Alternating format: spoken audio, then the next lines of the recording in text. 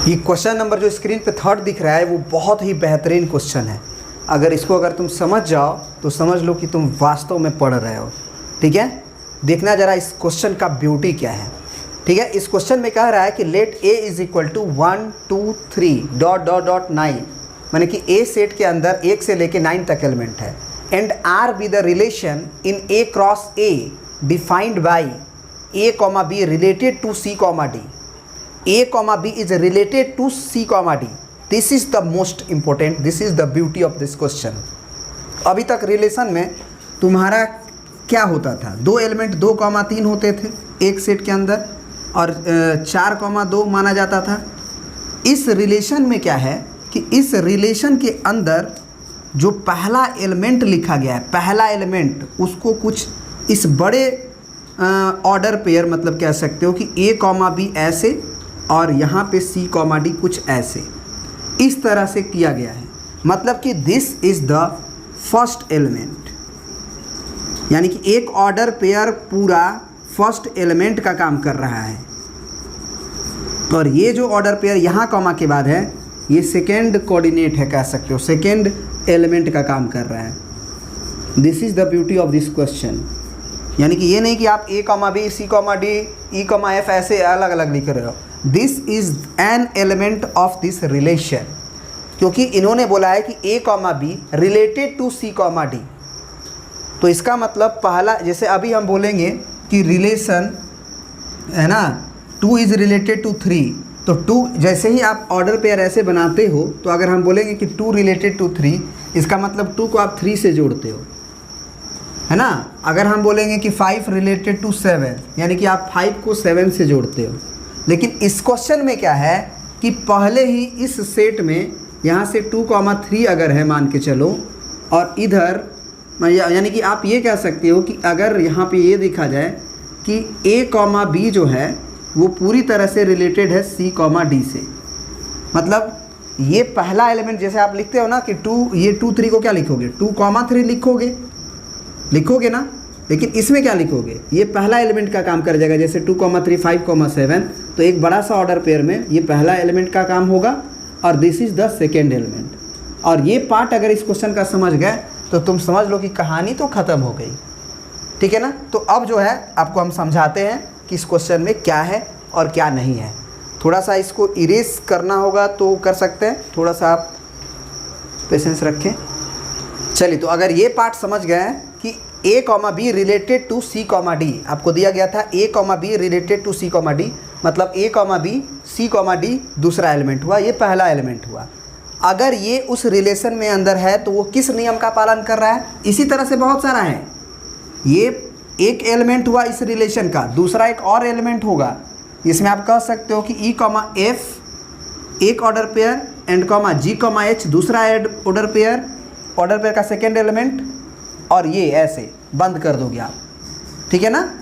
इसी तरह से बहुत सारा है, बहुत सारा है। तो इसमें बोल रहा है कि ये रिलेशन में तभी माना जाएगा जब किस नियम का पालन करता हो। तो इफ लिखा हुआ है, आपको देख रहे होगे A plus D is equal to B plus C। तो इसको कैसे याद रखना है कि पहला का एडिशन लास्ट से हो, पहला का एडिशन लास्ट से हो और दूसरा का एडिशन तीसरा से हो, यानी B प्लस C अगर हो तब। तो अगर इस नियम का पालन करेगा तभी हम उस रिलेशन में मानेंगे। फॉर एवरी बोला है A कॉमा B और C comma D belonging to R A cross A। तो ये तो आप पहले से भी जानते हैं, कि जितना भी आपको A क्रॉस A दिया रहेगा उसमें ये 1 1 2 2 3 3 4 4 जितना भी इससे बन सकता है ऑर्डर पेयर, और सारा का सारा होता है ना। A क्रॉस A आपको निकालने आता है। इस A क्रॉस A के अंदर कितने एलिमेंट होंगे, तो 9 एलिमेंट है, तो 9 81। A क्रॉस A के अंदर 81 एलिमेंट होंगे, तो वो सारा तो सारा होगा ही A क्रॉस A के अंदर। तो वो सारा जो भी A comma B C comma D अगर A क्रॉस A के लिए है, उसमें वो रिलेशन कुछ इस तरह से डिफाइन किया गया है जो इस नियम का पालन करता हो, यानी कि पहला एलिमेंट को लास्ट से जोड़ा जाए और दूसरा को तीसरे से जोड़ा जाए तो वो बराबर हो जाए, वही इस रिलेशन के अंदर दिया गया है। आई होप कि हम तुम्हें क्वेश्चन समझा पाए हों। अब ज़रा देखते हैं कि हमें करना क्या है इस क्वेश्चन में। अब इसमें हमको करना है कि हमको ये चेक करना है कि ये एक्चुअली ये प्रूफ दैट वाले क्वेश्चन में भी आते हैं कि ये इक्विवेलेंस रिलेशन है। तो आंसर इसका इक्विवेलेंस रिलेशन है, क्योंकि ये ट्रांजिटिव भी है, साइमेट्रिक भी है और रिफ्लेक्सिव भी है। और ऐसे रिलेशन जो साइमेट्रिक भी होते हैं, ट्रांजिटिव भी होते हैं और रिफ्लेक्सिव भी होते हैं, उसे ही हम इक्विवेलेंस रिलेशन कहते हैं। ठीक है ना। तो आई होप कि ये समझ गए होगे, तो आंसर भी समझ गए। लेकिन अब करते कैसे हैं, कैसे चेक करें रिफ्लेक्सिव। तो रिफ्लेक्सिव के लिए कहानी क्या होती है कि जो भी एलिमेंट आपके इस ऑर्डर पेयर में रहेंगे उसका खुद के साथ एलिमेंट होने चाहिए।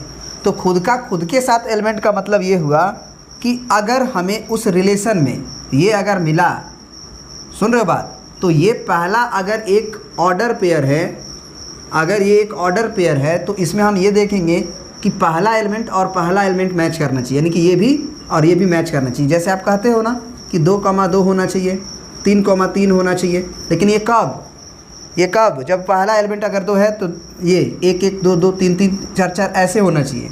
लेकिन उस रिलेशन को कैसे डिफाइन किया गया है, उस रिलेशन को कुछ इस ऑर्डर पेयर में डिफाइन किया गया है। तो ये एलिमेंट और ये दूसरा भी एलिमेंट यही मैच करना चाहिए। ये कहने का मतलब ये है कि A, B, फिर से A, B उस रिलेशन में आना चाहिए, ये और ये मैच करना चाहिए, ये पूरा का पूरा उसमें आना चाहिए।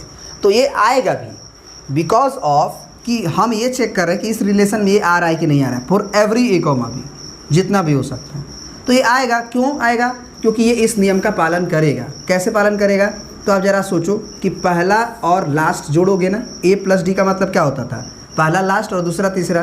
तो इसमें हम इस रिलेशन को हम कैसे चेक करेंगे, तो हम चेक करेंगे कि A + B जो है वो दूसरा तीसरा के बराबर है कि नहीं, B + A के बराबर है कि नहीं। तो आप साफ देख रहे हो कि A + B = B + A होता है। तो ये रिफ्लेक्सिव चेक हो गई।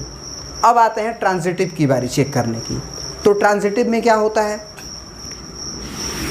तो साइमेट्रिक पहले चेक करते हैं। तो साइमेट्रिक में क्या होता है, साइमेट्रिक में ये होता है कि अगर A, B है और C, D है, अगर ये एक एलिमेंट है तो निश्चित रूप से C, D और A, B भी आना चाहिए। मतलब ये कि अगर A, B, C, D उस रिलेशन के अंदर मौजूद है तो यहाँ पे पहला एलिमेंट C, D और दूसरा एलिमेंट A, B ऐसे। माने आप याद करो करते थे क्या कि अगर 2, 3 है तो 3, 2 भी आना चाहिए, बोलते थे ना। उसी तरह से A, B और C, D अगर है तो C, D पहले और A, B बाद में, ये वाला भी ऑर्डर पेयर उस रिलेशन में आना चाहिए। तो अब इसको चेक किया जाए। तो इसको चेक करने के लिए पहले तो यही से हम क्या निकालेंगे, इन्फ्लुएंस, कि अगर ये हमारे रिलेशन में है तो वो इस नियम का पालन करता ही होगा, यानी कि A + D = B + C होगा। और इसका मतलब अगर ये है तो ये भी होना चाहिए, ये मस्ट भी है। अगर ये है तब ये भी होना चाहिए। तो इसके लिए आप क्या करेंगे, हम नियम लगाएंगे, वही वाला थ्योरी लगाएंगे, इस नियम का पालन हो रहा है कि नहीं। तो इस नियम का मतलब है पहला और लास्ट और दूसरा तीसरा। तो पहला हो गया C और लास्ट हो गया B = D + A। तो D + A ये हो गया। ज़रा देखो तो ये बराबर है क्या, बिल्कुल बराबर है। ये वाला B + C यहाँ लिखा गया और ये A + D यहाँ लिखा गया है ना। यहाँ पे हम इसको पहले या इसको बाद में कर सकते हैं। तो ये A + D यहाँ पे आ गया और ये B + C यहाँ आ गया। तो ये दोनों तो सेम ही बात है ना, बस देखने का फ़र्क है। यानी कि वो A, B, C, D के लिए C, D और A, B पहले को पक्का रखेगा, क्योंकि एडिशन उल्टा होके बस जुट रहा है, ऑर्डर का अलग होके, इधर का उधर होके, लेकिन जोड़ तो वही आएगा ना। ठीक है, तो ये आपका साइमेट्रिक भी है। अब आते हैं चेक करते हैं आपका कौन सा, ट्रांजिटिव। तो ट्रांजिटिव के लिए क्या डेफिनेशन होता है पहले वो समझो, है ना। ट्रांजिटिव का मतलब होता है कुछ इस तरह से कि अगर 1, 2 हो, मतलब ये वाला ऑर्डर पेयर में समझा रहे हैं जिसमें, और अगर 2, 3 हो तो ये 1 और 3 भी होना चाहिए। लेकिन यहाँ तो पूरा एक ऑर्डर पेयर ही गड़बड़ है। क्या गड़बड़ है कि पूरा एक ऑर्डर पेयर में ये पूरा है। मतलब कि अगर A, B और C, D ये पूरा एक ऑर्डर पेयर इस रिलेशन के अंदर है, साथ ही साथ इसका दूसरा एलिमेंट ले लो, मतलब कि ये एंड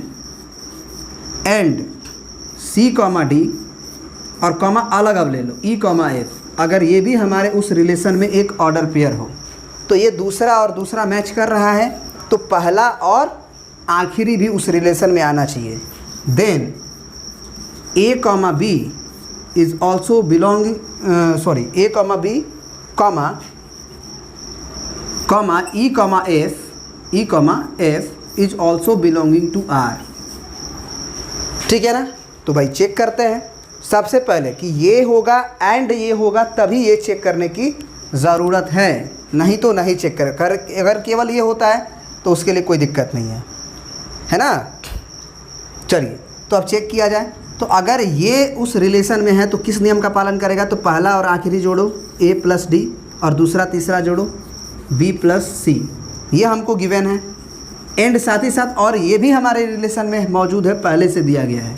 तो इसका मतलब सी प्लस एफ पहला और आखिरी और दूसरा तीसरा डी प्लस ई, ये हमें गिवन इन्फॉर्मेशन है। इस इन्फॉर्मेशन से हमें ये चेक करना है कि ये हमारा होगा कि नहीं उस रिलेशन में। और अगर ये रिलेशन में होगा, इसका मतलब हमें क्या प्रूफ करना है, वी हैव टू प्रूफ कि a plus f is equal to पहला और आखिरी बी प्लस ई के बराबर होना चाहिए, बी प्लस ई के बराबर होना चाहिए। मतलब कि ये अगर आएगा कब, जब ये रिलेशन में हो और ये रिलेशन में है, तो ये भी हमारा आ जाना चाहिए, तब हम उसे ट्रांजिटिव कहते हैं। तो ज़रा चेक किया जाए। तो सबसे पहले ये इन्फॉर्मेशन तो हमें गिवन है, आप क्या करो, इसको जोड़ दो, इसको इक्वेशन 1 मानो, इसको 2 मानो, इसको जोड़ दो। तो अगर जोड़ोगे तो LHS में क्या आएगा, ए प्लस डी और प्लस सी प्लस एफ, और बराबर में क्या आएगा, यहाँ बी प्लस सी है, उधर का RHS डी प्लस ई है। तो ज़रा बताओ कि ये वाली कहानी सी से सी कटेगा और डी से डी कटेगा, यानी कि क्या आ गया हमारा रिलेशन, आ गया हमारा a plus f. I hope कि आप नीचे देख पा रहे होगे, a plus f is equal to b plus ई।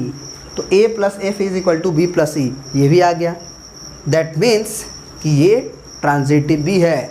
और इस तरह से हम लोगों ने तीनों रिजल्ट प्रूफ कर लिया कि रिफ्लेक्सिव भी है, ट्रांजिटिव भी है और साइमेट्रिक भी है। Okay, thank you. अगर आपको नहीं समझ में आया हो तो ज़रूर कमेंट करके बताओ, हम फिर से वीडियोस बनाने का कोशिश करेंगे और फिर से और अच्छे से एलोबरेट करके इस क्वेश्चन को पार्टिकुलरली समझाएंगे।